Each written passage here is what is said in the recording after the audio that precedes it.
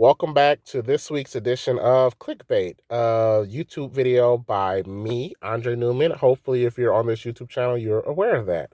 Again, I said this is a low-budget promotion, as you can tell by the car light on, and I'm parked next to a street light in order to for lighting, because again, I don't really know exactly what I'm doing. I'm trying my best. Bear with me. This is like video 3 or 4. Who knows at this point? On this episode of my podcast, again, these YouTube videos are clickbait to get you to click the link below to my Spotify podcast, the Not My Journal podcast by Andre Newman. In this week's episode, I discuss my thoughts on why doesn't the NBA promote smaller market teams the way the NFL does. It seems like a bad business model. I don't really understand the logic behind it. I'm a big Green Bay Packers fan, which is an NFL team. Hopefully you know that.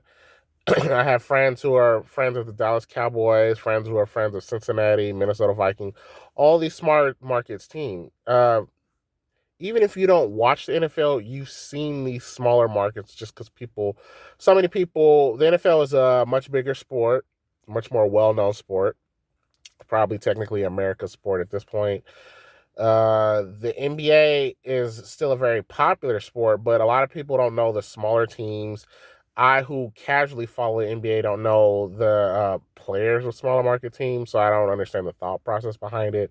So that's some of the things I discussed in there, the pros and cons of it. I also discussed my podcast of the week, Only Feehans by Karen Feehan, and she's a comedian out of New York. In that podcast, she discussed what got her into starting OnlyFans, even though she has her own podcast. She's a comedian, but basically her starting OnlyFans really helped her out during the pandemic.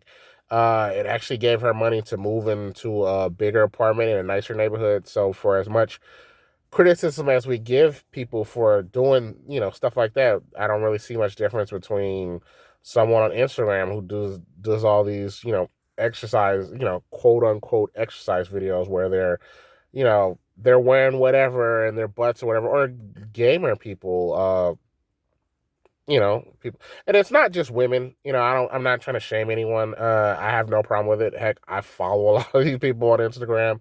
It's just interesting that, society stigmatized OnlyFans, but it's not really much difference from Patreon, which a lot of other people do.